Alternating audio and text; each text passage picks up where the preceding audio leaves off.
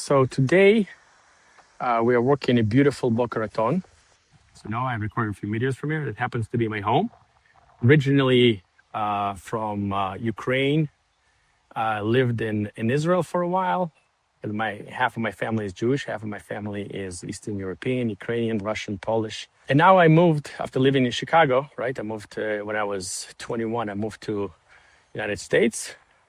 And now I live in Florida, South Florida, after 20 years in Chicago. So I have a whole video about moving from Europe, from Ukraine to Israel to Chicago, to America.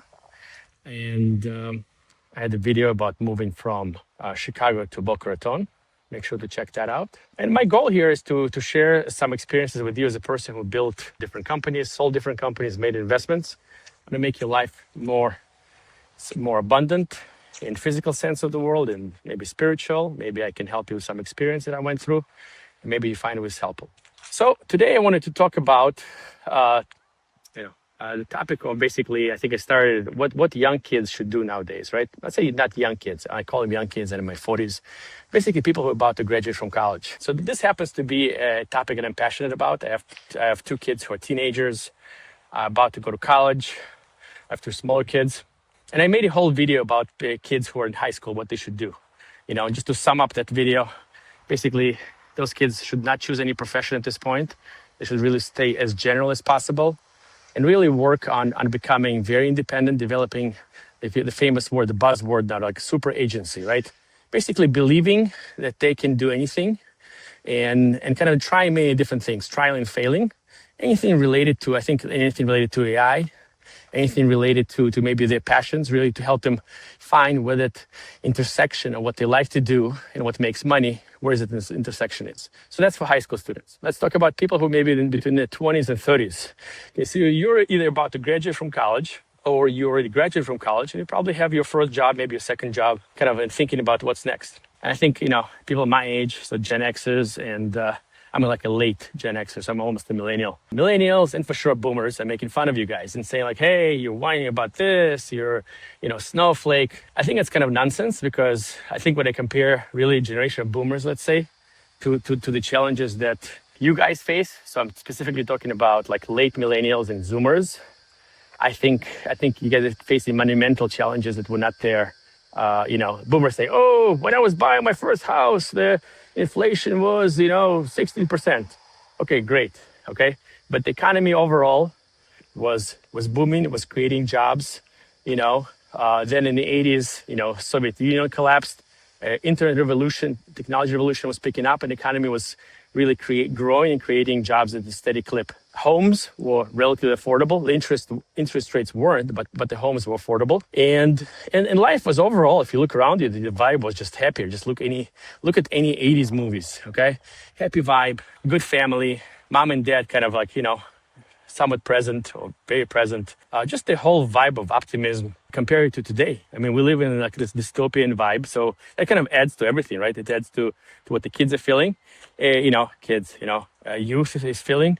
And I think that's a big difference. So I just want to acknowledge that realistically, both Zoomers and late millennials have been dealt really rough cards, even millennials in general, whether it's inflation, whether it's like really affordability crisis, people cannot afford to buy homes, whether it's, lack of really well-paying jobs, whether it's a plague of social media that we have, it's really, you've been, correlated to high mental problems. Just in general, it's like we live maybe in one of the wealthiest societies in human history, but with unhappiest people by any metrics, whether it's people who are dating, people getting married, people who are, forming families, people starting businesses. I think we're like at a multi-decade low. So I do want to acknowledge it's not as easy as it used to be, but I think that it's really still possible to succeed. So here's what I would do. Knowing what I know, having built multiple businesses and having lived in 3-4 different countries. Like, look, if you have a specialty that you're really passionate about, that specialty is sort of defendable in the long term from AI point of view or just employment. And specifically, I'm going to talk about a few things. I'm going to talk about healthcare. I think healthcare is really, it's one of the areas, in my opinion, is going to be disrupted the latest. in this whole area, and we maybe have 5, 10, maybe 15, 20 good years. And when I say healthcare, I'm talking about not people, not some secretaries, not administrators, but I'm talking about nurses and doctors. And I would say probably even more nurses than doctors. So people who interact directly with patients, not receptionists, not bureaucrats, not people who want to manage hospitals. That could easily be done by AI and soon will be. But I think when people are coming to see a doctor, they're looking for some compassion, ear in ear, somebody who can relate to them. And I think that's really going to be needed. So I think definitely I would really look strong and hard at healthcare. So the second, people talk about trades. Definitely, I think there's a huge shortage of people, electricians, plumbers, people, even people who run those companies. Okay, but it's going to be important. So I know guys who have 5 electric trucks or 5 HVAC trucks, and they have people working for them.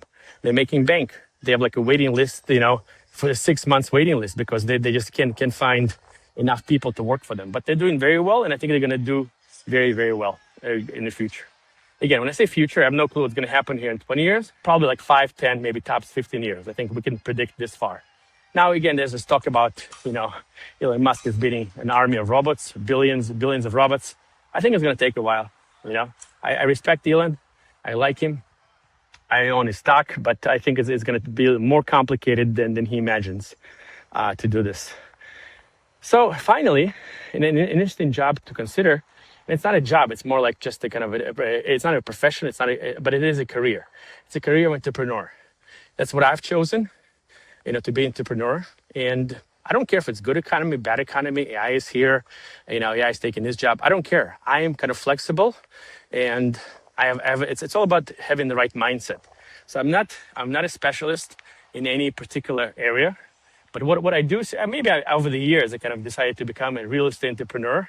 But I've invested in other things such as, clinics, senior living communities, mental health businesses, marketing businesses, because I can kind of see the value, I can understand the problem. And sometimes if I'm not the expert in the field, I can call an expert and I can understand it, right? I wouldn't get involved in anything super complicated, such as maybe something very medical, or let's say insurance, finance, something that really requires a lot of government regulation, licensing.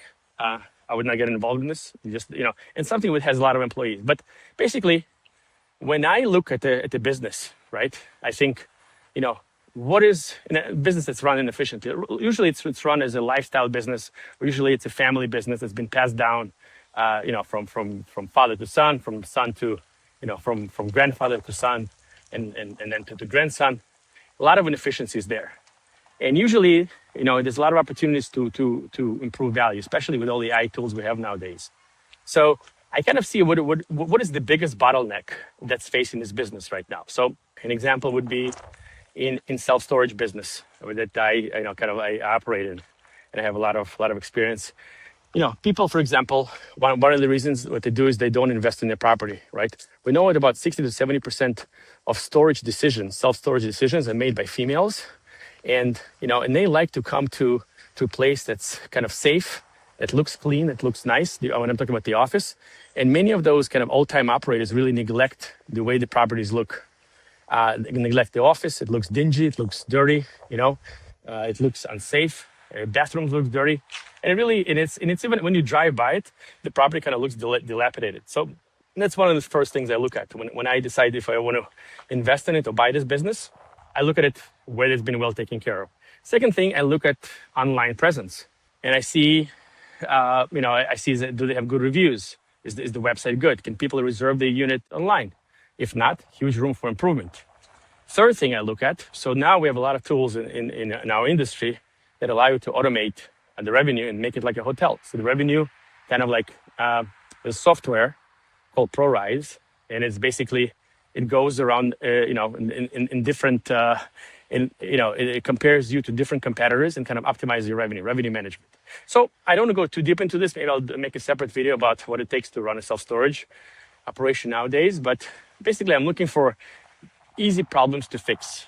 That's what I'm looking for layups, right? I avoid certain industries that require really serious expertise, but things that are overall just fairly easy to understand, or maybe require an expert here and there. I don't mind getting involved. And I just apply a lot of common sense. I apply whether I buy it with cash or I buy it with financing. Usually when I have an asset, like in real estate, I usually finance it. low leverage, right? Low LTV. So I probably take a loan of, 65% loan to value, loan to the value of the asset.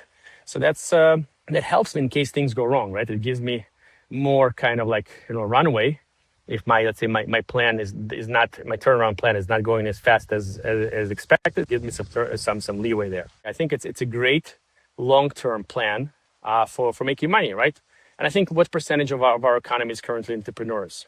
Maybe 10, 20, maybe 30% if you consider small business owners, entrepreneurs. But usually they stay small business owners and kind of specialize in their area. So who are small business owners in America? It's people who are, let's say, owning dry cleaners, people who are owning, restaurants, people who are maybe owning franchises. Okay, small business owners usually have one or two locations and they kind of stay at that. I think really to succeed and implement the new tools that are available, AI tools available at scale, you want to kind of like really, an example would be, instead of owning one or two Dunkin' Donuts franchises, go and try to buy, one by one, obviously over time, 10. Then you have tools that you can apply to really market it better, run the payroll better and optimize it. And then a thing is called economies of scale. You would do very, very well there, right? Much better than owning one or two locations, owning 8 or 10. Once you standardize the processes, a lot more of the just overall per unit cost will be cheaper and flow to the bottom line. So I would very seriously look at becoming an entrepreneur for somebody who's so inclined, and I would start with that. Okay, so we covered medical professions, we covered being trades. I think very good future for women, maybe being a hygienist or being maybe cosmetician or cosmetologist or beautician. I think it's another great profession. Maybe it doesn't pay very well, but I think it's going to do very well in the future because people are still going to look pretty. People are still going to try to take care of themselves. Personal trainer I think is going to do well. So I have a personal trainer, and I ask myself, would I want to do it with a robot? Probably not. Okay. Now let's ask another question here. That's kind of maybe you can help me answer. Help me answer in the comments here. How about a therapist though? Would you guys, let's say, I don't know what it would cost overseas. The therapy session here, it costs about $150 an hour. The insurance card covers part of that. So let's say out of pocket is between 100 and 150 per hour of therapy. If there was a smart AI bot, somebody maybe with even human face just listening to you for $5 an hour and human would be $100 an hour, which one would you go with? I don't know. You tell me. I think some people might just prefer a bot for $5 an hour to listen to them every day instead of having a therapist once a week, once every 2 weeks for $100. Okay, you tell me. Answer in the comments, please. Okay, guys. So I think that's my advice to people in their 20s and 30s. Is basically if you don't have a business for yourself. If you don't have your own business, try to go into your own business, and maybe if it takes leaving your parents' basement, live in your parents' basement. Okay, save money. If it takes maybe being mentored by somebody for free, go and be mentored by somebody for free. Okay, but gain that skill. Okay, I also advise you against becoming a specialist. Oh, I want to be an accountant. Oh, I want to be a software engineer. Oh, I want to be an architect. This is not the time to become a specialist. I would dabble in many different things. Find your passion, see where AI takes us, because we're kind of like in uncharted territories, to be quite honest, and see where it takes us. So that's, iterate. Don't be afraid to iterate. Don't be afraid to go fast and break things, as Mark Zuckerberg says, and, try things out. Just, you'll ride the wave. The people with the right mind, and never give up. That's my advice to you. That's my motto. That's what I teach to the kids. We repeat it every day in the car as we drive to school. I know it sounds psychotic, but we do. I say, we never, ever, ever give up. Never, ever give up. No matter what the problem is, just giving up is not an option. I would rather, we have a 4-letter word in our household that I forbid my kids to say. I say, you can't say can't, right? Either you say, anything, I will do it, I'll figure out, or you can say, I can't do it yet, and just add yet to that. Okay, on that note, I'm leaving you guys. Be well, be successful, and next week, I'm going to post for what I would do if I was in my 30s today. Take care.